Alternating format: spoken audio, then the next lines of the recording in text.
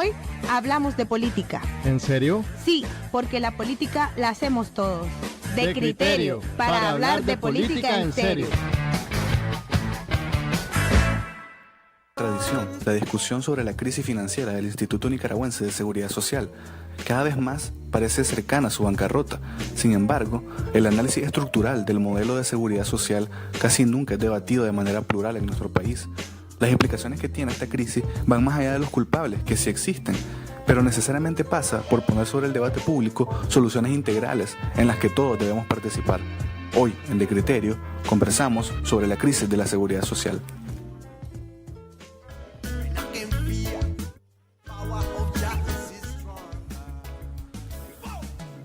Hola, muy buenas noches a todos los que nos escuchan a esta hora por Radio Universidad 102.3 FM. Bienvenidos a De Criterio en su nuevo horario, ahora martes y jueves a las 7 de la noche. Sean bienvenidos a esta edición. En esta ocasión vamos a estar hablando sobre la seguridad social en Nicaragua y para eso me acompaña Douglas del equipo De Criterio. ¿Cómo estás, Douglas? Muy bien, muy buenas noches y tardes a la hora que nos estén escuchando a todos los radioescuchas y bastante encantado de volver con la tercera temporada de Criterio en este horario. Nos acompaña también Valentina Gutiérrez, estudiante de Sociología y Comunicación de la UCA. ¿Cómo estás, Valentina? Y bienvenida. Hola, bien, gracias por invitarme. Así que vamos a dar inicio a este programa. Pero antes de que entremos a la discusión, vamos a dejar nuestro segmento Desenfoque para que tengamos elementos.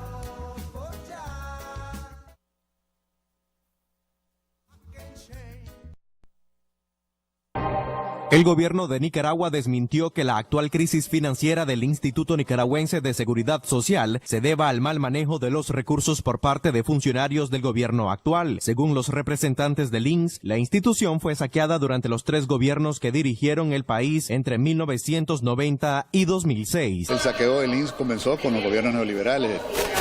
Ahí precisa claramente con hechos concretos, precisa con cifras correctas de lo que significó el impacto para el Seguro Social, esas medidas y esas decisiones que tomaron en su momento. Hay muchas cosas más, pero bueno, eso es lo que señaló en ese momento para argumentar el por qué, las razones, decimos nosotros, que el INS fue saqueado por los gobiernos neoliberales y que lo que hemos hecho nosotros es reconstruir. Te pongo el ejemplo, las pensiones reducidas. Las autoridades del INS aseguran que durante las anteriores administraciones se limitaron los recursos para los asegurados y jubilados, bajaron el presupuesto para la atención médica y usaron los fondos del Seguro Social para cubrir gastos de otras entidades. La población también conoció del desfalco. Vino la 90 con doña Violeta y un sinnúmero de ministros, que hoy la mayoría están en Miami, y se habló de unas incoherencias de tipo administrativo, de saqueo. Saquearon todo y el gobierno de nuestro comandante ha venido haciendo mejorías donde puede. El gobierno nicaragüense, por su parte, ha anunciado que no aplicarán medidas que incluyan afectaciones a los trabajadores y jubilados. Ningún sistema de seguridad social en el mundo ha cerrado.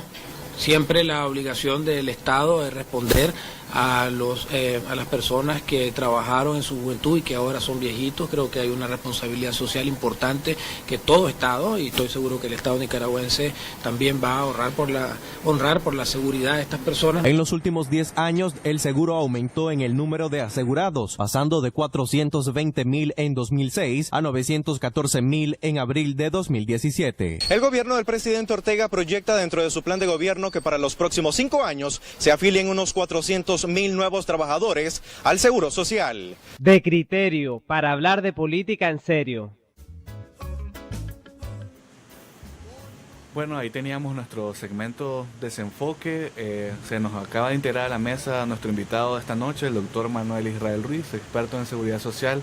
Muchísimas gracias por acompañarnos y bienvenido a De Criterio, donde aquí nosotros estamos tratando de discutir desde una perspectiva de la juventud el tema de la seguridad social en Nicaragua. Bienvenido. Muchas gracias, yo me siento contento que la juventud se esté interesando en un tema que atañe a más de 2 millones de personas, es decir, hay más de 900,000 asegurados, promedio de estos asegurados son de 35 años de edad, por lo tanto hay 196,000 pensionados, De manera pues que me siento contento que la juventud se ocupe de temas tan interesantes al nivel mundial. Ustedes jóvenes se dan dando cuenta que en Estados Unidos había un gran debate entre lo que fue la reforma Obamacare con lo que está queriendo hacer Trump. En Francia, Emmanuel Macron ahí haciendo una propuesta sobre la seguridad social y la Le Pen también haciendo otro programa.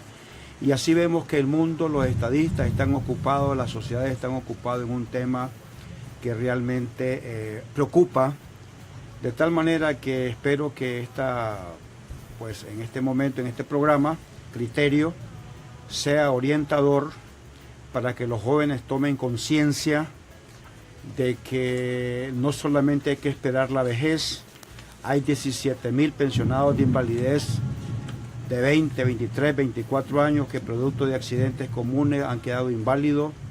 Hay 12.000 pensionados de discapacidad jóvenes, menores de 35 años, otros que fallecen. El año pasado fallecieron 140 personas, de manera pues que ojalá la juventud nicaragüense comience realmente a dar opiniones alrededor de un tema tan trascendental para la vida nicaragüense. Precisamente por eso queríamos empezar esta conversación, poniendo como punto de partida el tema de un diagnóstico de la seguridad social en Nicaragua, porque hemos visto que se ha hablado mucho en los medios de comunicación, en distintos espacios, sobre la crisis actual del Instituto Nicaragüense de Seguridad Social, sobre las recomendaciones del FMI de aumentar la edad de jubilación y el número de cotizaciones, y un poco la alarma que se generó a partir de esa noticia y de las discusiones que han habido de diferentes sectores de la sociedad sobre cómo debería de resolverse el tema de la crisis del Instituto de Seguridad Social. Pero creo que antes de hablar de la crisis, sería importante hablar de las causas, de cuáles son los problemas estructurales que viene acarreando el Instituto de Seguridad Social, que tiene más de 50 años de existencia en nuestro país, y que la situación actual no solamente tiene que ver con este gobierno, con el anterior, sino que son varias décadas donde se vienen acarreando distintos problemas y que impactan de alguna manera en la situación actual. Yo creo que tal vez lo primero que me gustaría que discutiéramos sería cuál es la situación estructural que hace que el INS hoy en día esté en crisis. Precisamente en esa línea creo de que un aspecto importante a destacar es que en los medios de comunicación solo se habla de culpables. Pues el gobierno actual culpa a los anteriores y la gente que está en oposición solo culpa al gobierno actual, pero no nos ponemos a pensar si, a pesar de que no hubieran habido los problemas que se dicen, es decir, las deudas que ha tenido el INS, la intervención de unos préstamos para hacer unos estudios, casos de corrupción que se plantean, realmente el modelo es sostenible aún no habiendo estas crisis. Esa es para mí una de las primeras preguntas, porque también vemos a otras personas que plantean precisamente eso. Hay una cuestión demográfica de fondo, es decir, hay una cuestión de que si la economía de nuestro país casi no genera empleo, también vas a tener un INS que no va a captar muchas personas. Son otras voces. Entonces creo que a mí sí me gustaría discutir en esa parte realmente si este modelo es sostenible o no sostenible y qué se necesita precisamente para darle esa sostenibilidad que parece que no la tiene hasta el momento. Bueno, Valentina. a mí me parece interesante la pregunta y solo te la puedo contestar desde una opinión muy personal. Yo tengo poco más de un año de pagar mi seguro facultativo y realmente es como por protocolo que lo hago, no espero mucho de eso, ni tampoco espero mucho de la pensión, no espero mucho del INS, porque yo sé que esta no es una crisis nueva, sino una que se viene fermentando desde hace mucho. Y yo sí creo, a pesar de eso, que el modelo es sostenible. Yo creo que en tanto las personas paguen, tienen derecho a que se les retribuya, ¿no? Lo que están pagando como seguro a través de servicios médicos. Y el hecho de que eso no se esté cumpliendo, de que la gente no tenga acceso a el seguro por el que han pagado muchos de ellos por toda su vida, yo creo que es que se ha usado, pues lo que estamos escuchando constantemente en los medios, creo que es la verdad, que se ha usado de caja chica el INS, que los casos de corrupción lo han dejado seco completamente porque no hay ningún sistema, nadie ejerciendo seguridad sobre eso como en el resto de instituciones de nuestro país. No hay nadie que garantice que no se vayan a robar el dinero, que se vaya a hacer lo que realmente tienen que hacer. Eso es lo que creo yo que pasa. Bueno, quizás haciendo un poquito de historia. Okay. El 10 de febrero de 1957 se implementó el Seguro Social aquí en Nicaragua, siendo el penúltimo país de América Latina.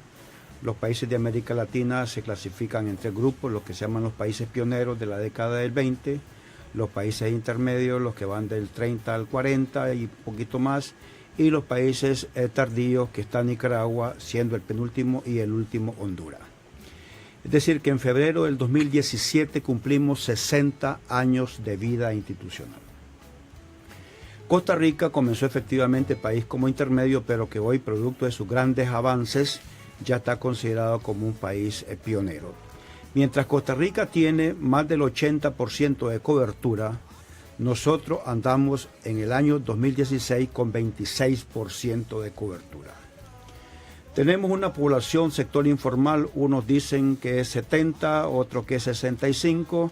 La verdad es que si es 70%, pues el INDE debería tener 30% de cobertura, si nos atenemos que hay un 70% de sector informal. Entonces el primer gran problema que tenemos, el reto es de que tenemos apenas un 26% de cobertura con relación a una población económica de 3.500.000 personas.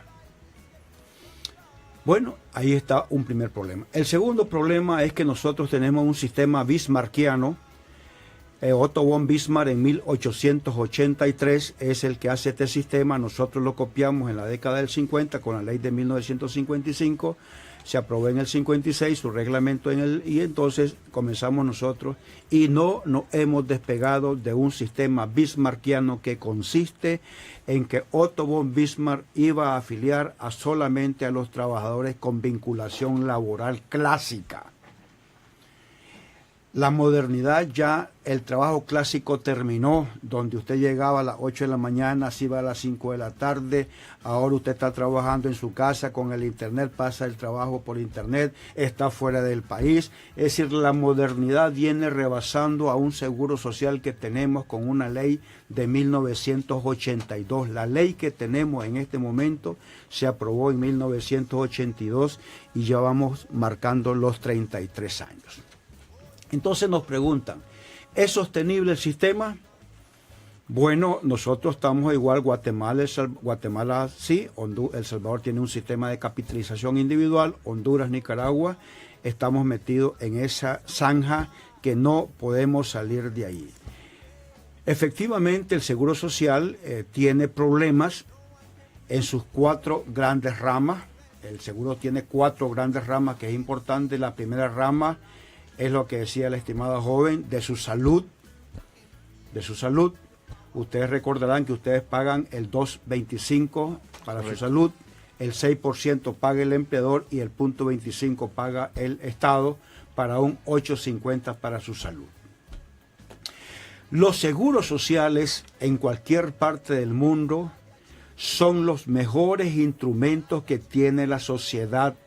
No existe otro instrumento más importante que la seguridad social. Después de la Constitución política, yo los invito aquí a los muchachos de la universidad donde doy clase, los he invitado a que estudien qué otra ley es más importante después de la Constitución política, y no se ha encontrado otra ley ni en Nicaragua ni en otro país que no sea la seguridad social. Este seguro social ¿puede ser mejorado? Claro que sí.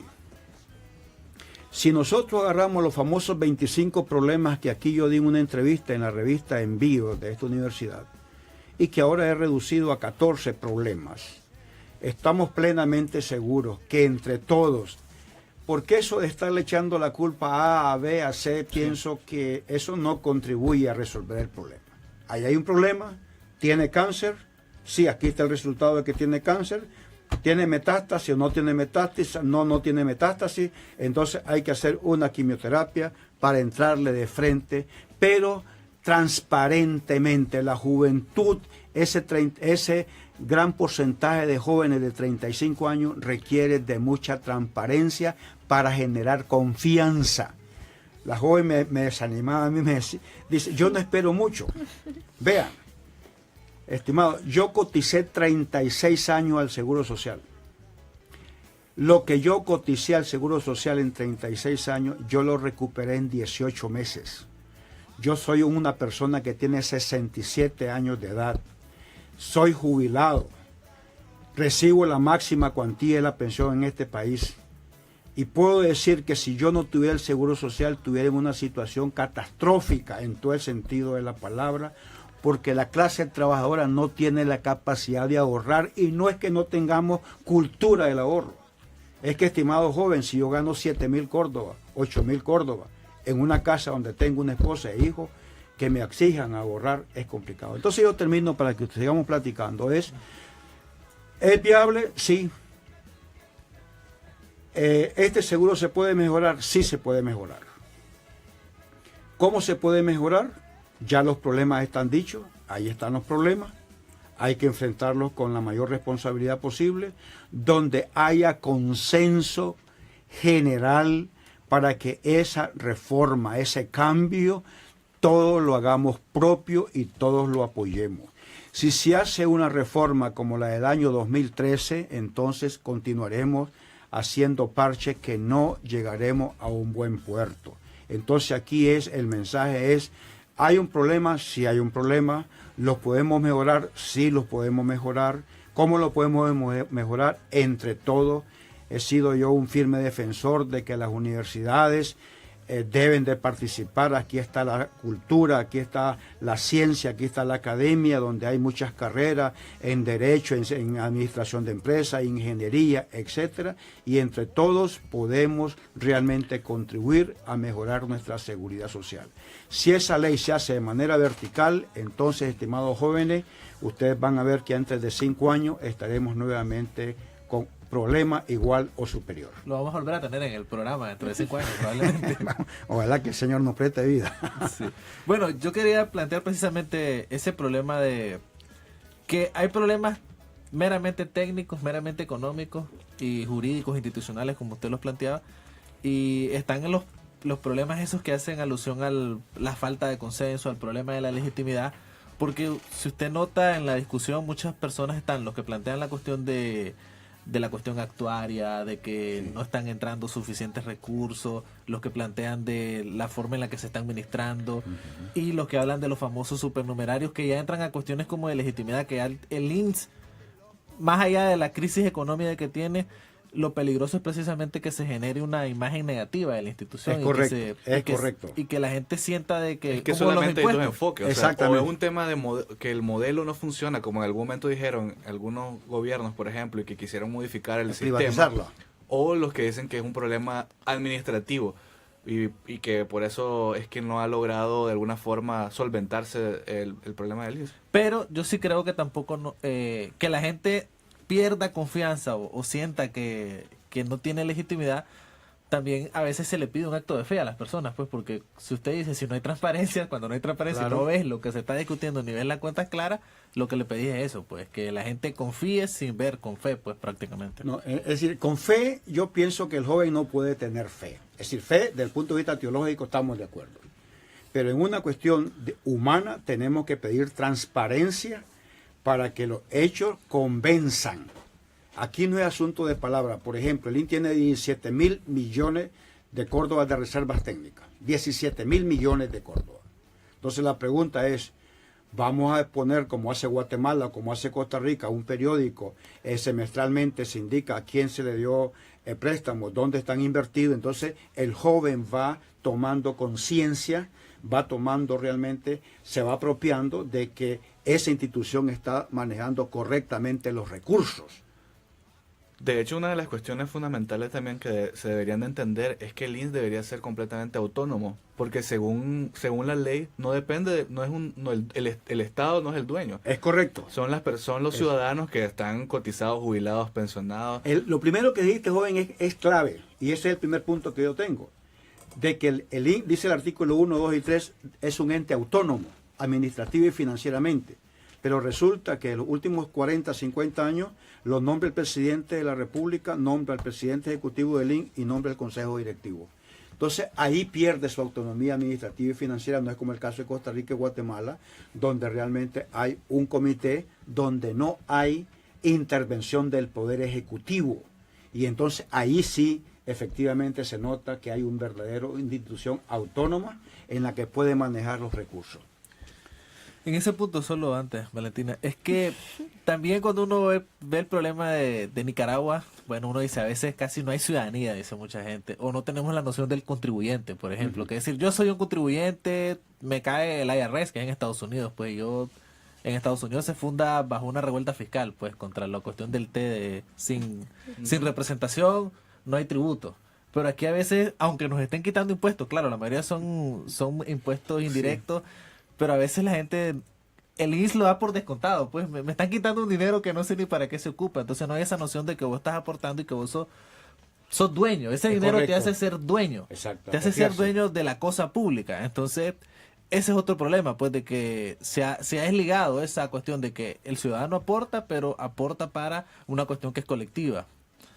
Pues yo estoy de acuerdo, yo creo que la gente se ha desligado y no se siente dueña, no se siente parte del INS, no se siente representada, asegurada ni respaldada, pero eso es producto de que en la realidad así es como pasa, así es como opera.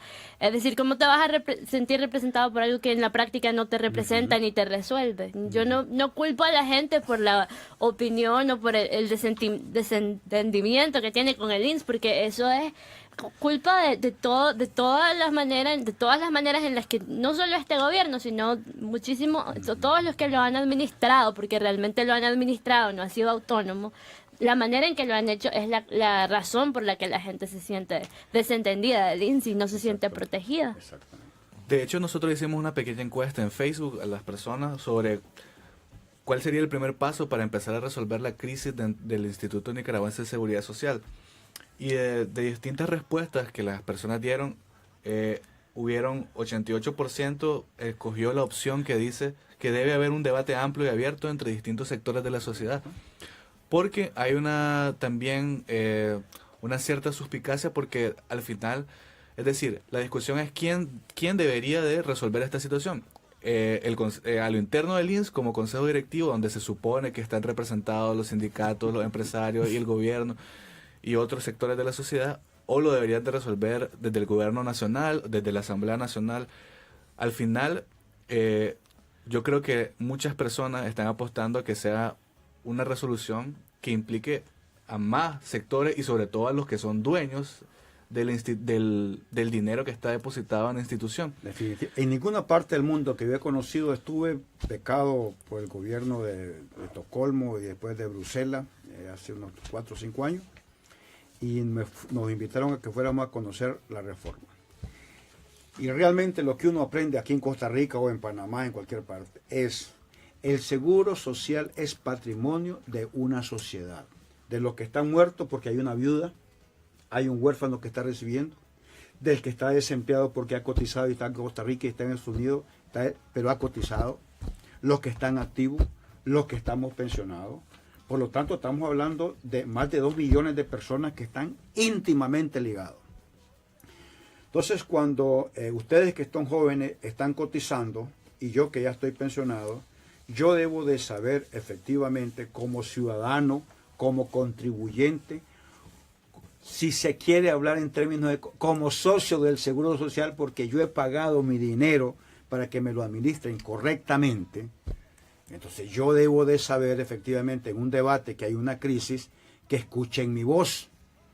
Y esta voz, la que ustedes tienen en este momento en esta radio, es cuando dicen que el 80%, ¿cómo vamos a despreciar esas voces del 80% que se dice que se debe discutir en forma? Entonces la universidad debe, aquí lo tomamos en la UCA, cuando se iba a privatizar, aquí hicimos foro y salieron propuestas. Aquí, realmente, aquí en estos salones de Jerez, allí hicimos foro y salió un libro que se llama La privatización que sangra, efectivamente, y salieron propuestas de esta universidad. En el año 1981, esta universidad hizo propuestas a la reforma a la Seguridad Social de 1982. Por lo tanto, las universidades son protagónicas, es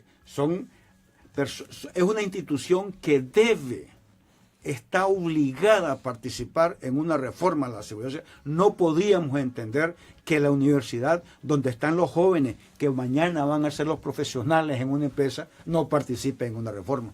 Yo solo quería Yéndome más a lo político y saliendo un poco de lo del INSS, que precisamente ahí es un problema de representación más amplio porque está muy atomizada la sociedad también. Entonces, como solo hablan como individuos y no pueden organizarse y no hay como canales de que una institución como una universidad se pronuncie, o los mismos sindicatos, pues sí, creo que el último dato que vi, la densidad sindical de Nicaragua es como entre el 8 y el 12% de la gente pertenece a sindicatos. Entonces, Sí, no existen esas instituciones porque solo como individuo lo que se puede hacer es bulla, pues por decirlo así, pero no se hace una propuesta clara y seria.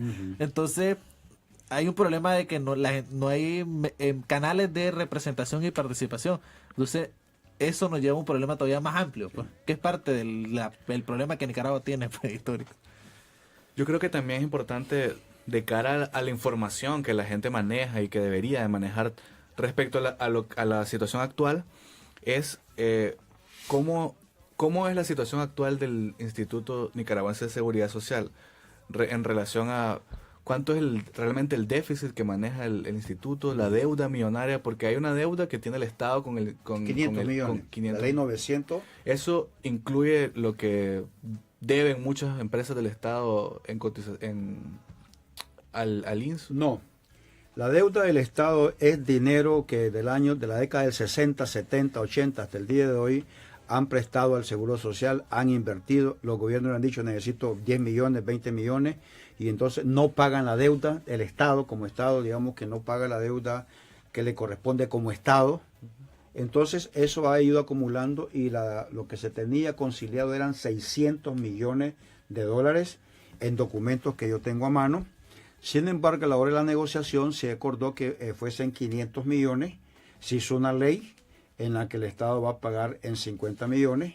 Una de las octavas propuestas, novena propuesta, es de que esa deuda debe ser cancelada en 25 años para que efectivamente tenga resultados positivos a mediano plazo y no a largo plazo, porque pagar 50 millones de dólares en 50 años, el dólar hoy no es lo mismo entre 50 años, no hay ninguna norma que eso se actualice de tal manera de que las alcaldías, lo que deben la alcaldía es aparte, las pensiones especiales a cargo del Estado, esa es parte de la deuda, como el caso de los mineros, el caso de las pensiones por servicios prestados a la patria, a las vías glorias del deporte, no a las víctimas de guerra, porque esa ha sido una confusión más bien manipulada políticamente. Las víctimas de guerra aquí en Nicaragua se paga aproximadamente 25 millones de dólares, el INS recauda 30 millones y los 32,000 empleadores de este país pagan el 1.5% desde agosto de 1984 para financiar para las víctimas de guerra. Por lo tanto, hay un remanente de entre 4 y 5 millones de dólares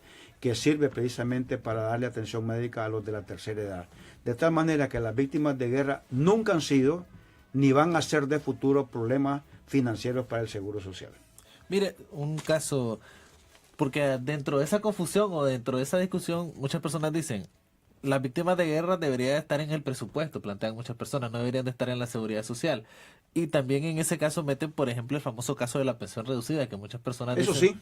que eso es una de las cuestiones que le ha generado el grave 1.350 millones. El año pasado, en el anuario del 2016, establece que se pagaron 1.350 millones y se les dijo en 2013 de que esa pensión reducida, como hace Guatemala, todos los países del mundo, yo no traje un libro pues que tengo, pero ahí se indica, por ejemplo, Costa Rica tiene eso, se llaman pensiones universales no contributivas, donde Costa Rica la financia con los juegos de azar, licores y cigarrillos para ese financiamiento de las pensiones no contributivas, de tal manera que ese es el camino que se debe haber tomado en el año 2013, pero se tomó el camino equivocado. Actuarialmente el INS no tiene capacidad para pagar, ya lleva más de 100 millones de dólares pagados, como le digo, solamente el año pasado se pagaron 1.350 millones, de tal manera que eso va creciendo y creciendo y creciendo y por lo tanto debe de pasar al presupuesto. Las pensiones especiales y las pensiones víctimas de guerra deben estar en el presupuesto.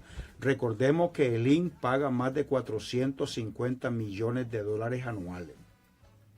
Y que no argumenten de que la pensión reducida es un problema que va a poner en crisis al Estado, no lo va a poner en crisis. Pondría en crisis que nosotros continuemos de esa manera y la pregunta es de ustedes, ¿dónde? Solamente en pensiones de vejez nos pagan a nosotros los pensionados más de 30 millones de dólares mensuales. Multipliquen 30 millones por 13 meses incluyendo el aguinaldo.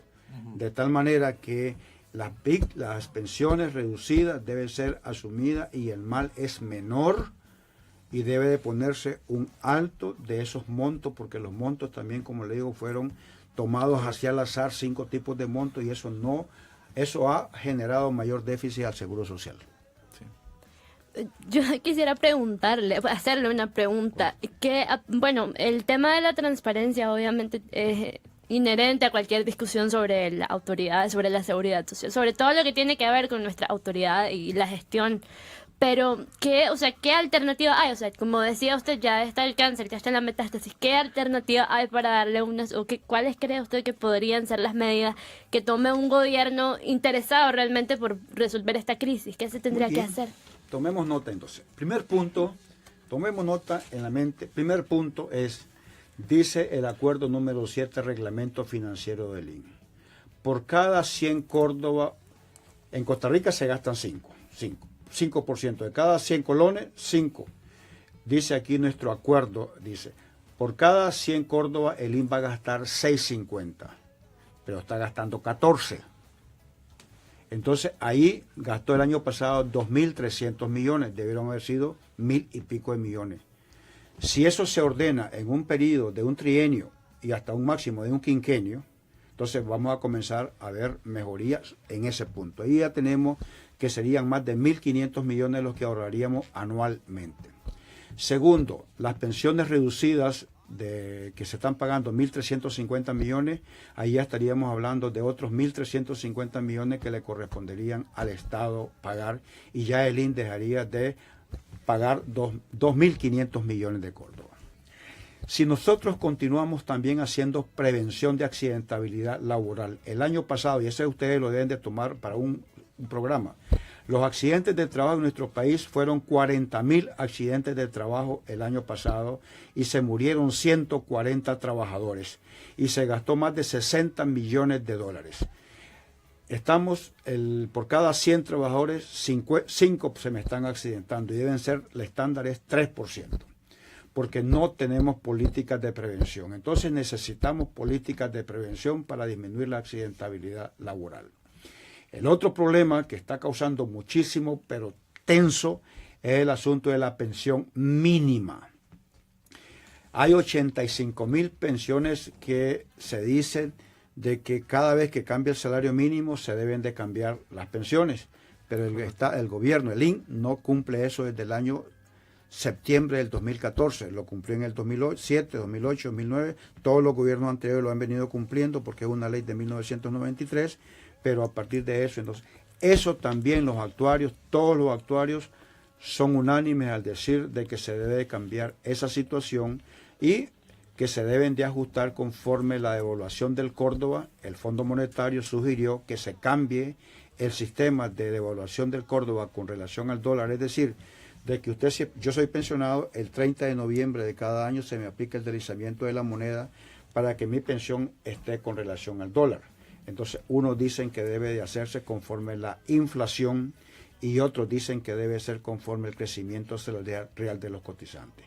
Cualquiera que sea, se debe de implementar, pero ahí tenemos 4 o 5 medidas que perfectamente a ese enfermo, si le ponemos esas vitaminas, estoy seguro que va a mejorarse notablemente. Pero ahí, por ejemplo, porque esto yo lo he escuchado, que hay muchas personas que dicen de que se aumentó de 6 a 14 córdobas porque supuestamente ha mejorado la atención y se ha ampliado. Eso no. Ese es como el argumento. No, pero ese es un argumento demasiado infantil, porque eso no tiene ninguna coherencia ni financiera ni actuarial. Es decir, si nosotros vemos, para que tengan una idea, es decir, la tecnología hace que un trámite que antes nosotros lo durábamos 3 meses, ahora dure mes y medio. Porque nosotros lo hacíamos manual. Correcto. Lo hacíamos manual, el cálculo de una pensión. Entonces usted me pregunta, yo hago un cálculo de una pensión en 20 minutos, pero ya con la computadora el que sabe manejar Excel lo hace en 2 minutos. De tal forma que ese argumento no tiene cabida. Por eso le digo yo, Sí. es así, poner los problemas en la mesa transparentemente, sin estar ocultando, porque ocultar la enfermedad no nos lleva a un buen Ahora, en puerto. estos últimos 5 minutos que nos quedan, me gustaría conectar el tema que teníamos como conclusión, que son un poco cuáles son los retos que tiene por delante este modelo del INS y las perspectivas que ustedes tienen al respecto, tomando en cuenta que una de las grandes, o el gran discurso, ¿no?, también que se ha tratado de ir posicionando es que en estos últimos años el INS ha ido mejorando su cobertura, de que ahora hay más de 800.000 personas que están afiliadas al Seguro Social, de que cada vez más hay empresas que están en la formalidad y que hay, por tanto, un crecimiento importante. Sin embargo, en el mismo anuario también del INS, solamente la mitad de esas personas cotizan realmente las 52 semanas, entre 50 y 52 semanas. Solo el 45% llega a la meta. Y por otro lado, la mitad de las empresas que están afiliadas están en Managua, y la mitad y la gran mayoría de las personas además que están afiliadas están en Managua. Entonces, uno de los grandes retos que yo vislumbro es que ¿qué pasa con las personas que viven fuera de Managua, con la otra mitad del país que no está afiliada al Seguro Social? Estamos hablando de apenas una tercera parte, porque son 3,5 millones de población económicamente activa y solo un 26% de cobertura. Entonces, con esos datos, en estos últimos minutos, ¿qué retos entonces enfrentaría la seguridad social en nuestro país? Okay. Empezamos con vos. Precisamente el que destacamos aquí, que es como poner las cuentas claras, el famoso término de dar cuentas en Estados Unidos de la accountability, que no existe esa palabra aquí, pues, que precisamente es para eso. Segundo, pues también creo que no es adecuado las visiones también apocalípticas, porque muchas personas lo quieren plantear como que está muerto y lo vamos a enterrar y vamos a generar otra cosa nueva. Sí. Y ahí surgen esos proyectos que ya fueron derrotados por la sociedad en su momento, como la privatización, Sí, por correcto, poner un ejemplo. Correcto. O los proyectos de otras personas, pues, que simple y sencillamente quieren dejarlo como si fuera ley de la selva. Pues la sociedad no va a tener seguridad social y sálvese quien se salve. Y el tercero, pues, también es que necesitamos conocer más sobre la problemática, porque como ya vimos usted, hay problemas actuariales, institucionales, políticos, demográficos, económicos, y es un problema central. Entonces se necesita precisamente que nos apropiemos de la información. Valentina, tus conclusiones. Bueno, yo agradezco mucho la información que nos está dando el doctor Manuel, porque realmente es muy enriquecedora para el debate. Yo creo que me quedaría así con lo que decíamos, lo que estamos diciendo sobre la necesidad de que se haga lo que se vaya a hacer de manera transparente, no solo para que sea eficaz, sino también para que la gente pueda confiar en el INS y pueda reapropiarse del INS y a partir de eso involucrarse de ahora en adelante en las cosas que tienen que ver con el INS, en estas discusiones y en todos los cambios, reformas, lo que sea que se vayan a hacer para mejorar esta crisis. Bueno, en el año 2006 que hacen referencia, la población cubierta era 19% con relación a la PEA. Hoy tenemos, al 2016, tenemos el 26%. ¿Cuánto hemos crecido? Del 2007 al 7% en 10 años, significa que hemos crecido menos del 1% anual. 19% del 2006, 26% al 2016. 7% entonces en 10 años. No podemos como jóvenes, como decía ese Salvador Allende, el joven tiene que ser revolucionario, preguntar lo que... Entonces, ¿podemos estar tranquilos con menos del 1% de cobertura? La respuesta es no, podemos estar contentos y entonces tenemos que buscar el seguro estudiantil, el seguro facultativo atractivo, el seguro facultativo para las pymes con una cotización, microfinanciamiento, micropensiones, llegar al campo que se ha abandonado desde 1993. Hoy 4 departamentos, porque en la década del 80 nosotros llegamos a todo el país. Managua, el principal, Chinandega, León y Matagalpa son los 4 departamentos que tienen el 80% de cotizantes. ¿Cuál es el problema que tenemos? Que desde 1990 hasta el día de hoy solo se afilia a la empresa que ven allí fácil. pero no se busca realmente aquellas empresas pequeñas, pero con un financiamiento que sea atractivo, porque si usted llega con la misma tasa de cotización que paga aquí la UCA, quiebra usted a esa empresa. Entonces, tenemos que es posible tener un porcentaje diferenciado según el sector social. Esa es la propuesta que nosotros hemos hecho. Porque una de las realidades del país, por ejemplo, es que la gran mayoría de los trabajadores son trabajadores por cuenta propia en este país. Y son muy pocos los que están afiliados al Seguro Social, ya sea a través del seguro facultativo.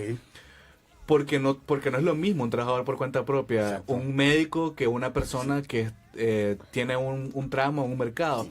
Es decir, no puede pagar la misma cantidad de dinero. El que anda vendiendo chicha o helada, caramelo. ¿Eso qué implicaciones tendría en términos del servicio prestado por el entonces, en México, en Guatemala le llaman microfinanciamiento. ¿Cuánto usted y el sector privado? Porque si uno paga según lo que uno puede pagar, tiene que recibir el mismo servicio que el que paga más. Una contraprestación. Entonces, yo no puedo darle a una persona que me está pagando $1 al mes, darle una pensión de alguien de la construcción que me está cotizando efectivamente sobre 10,000, sobre 12,000 córdobas mensual.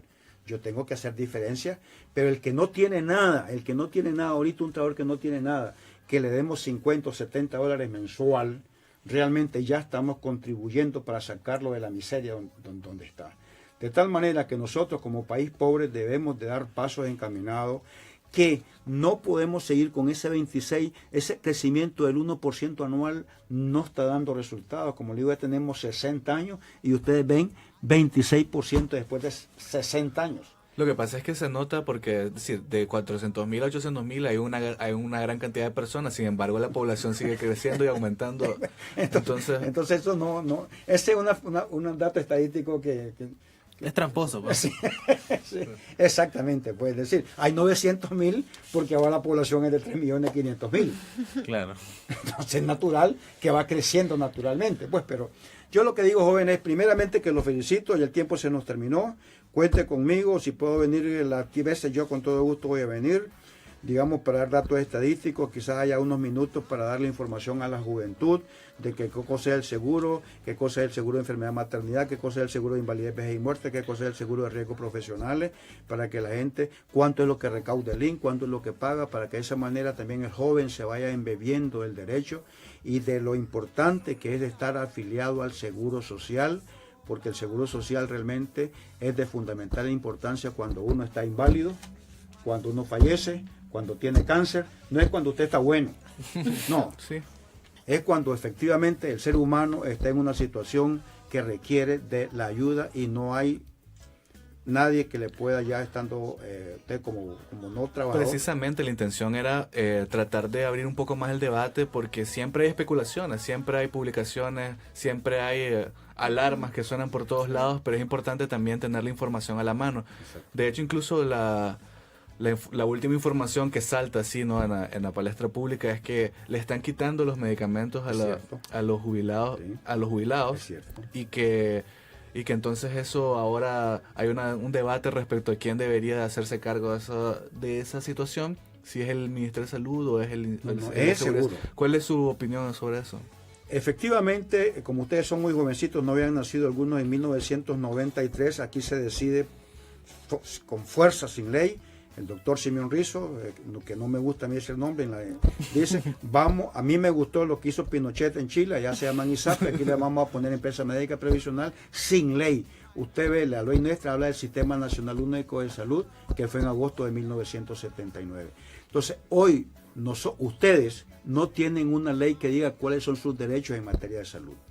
Y una de las propuestas es que haya un capítulo en una nueva ley que le indique a usted cuáles son sus derechos, cuáles son sus obligaciones, cuál es la obligación del Seguro Social, cuáles son las obligaciones de estas empresas médicas previsionales, para que efectivamente haya reglas del juego para todos claras, y no es que ahora me vengan a quitar a mí, porque la ley 516 del 2005, los derechos adquiridos, a mí no me puede quitar un derecho que yo lo he venido recibiendo desde hace 20, 25 años.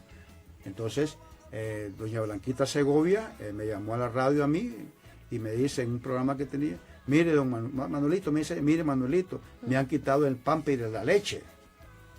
la Blanquita Segovia, esa hija de General Sandino, sí. me llamó a mí y yo lo grabé. Entonces, mire Blanquita, yo voy a hacer todo el posible porque no es posible que a usted le hayan quitado su leche y su pamper. y su pamper. Entonces eso no puede ser. Claro. Bueno, pues agradecer porque realmente nos gustó escucharlo a usted. Por lo general nosotros debatimos, nos metemos más en la cuchara, pero sabiendo que usted es el que más sabe, también preferimos preguntarle y escucharlo un poco más. Claro, nos interesa que la información esté ahí, que la gente tampoco, bueno, se deje llevar por cualquier información que se publica y que esté en información objetiva porque hay datos, porque son hechos concretos que se pueden medir estadísticamente, constatar. Les invitamos a que revisen el anuario estadístico del INSS que está en su página web. Correcto. Y que lean la ley del Seguro Social para que estemos informados de lo que está sucediendo. Así que muchas gracias, Valentina, por acompañarnos, Douglas y el doctor Manuel Israel Ruiz por estar aquí con nosotros. Fue un gusto que estuviera por acá. Y muchísimas gracias a todos los que nos han sintonizado a esta hora por Radio Universidad y a los que se conectaron por el Facebook Live. Así que nos vemos el jueves a esta misma hora para que estén pendientes del Facebook Live y de Radio Universidad 102.3 FM. Muchas gracias y buenas noches.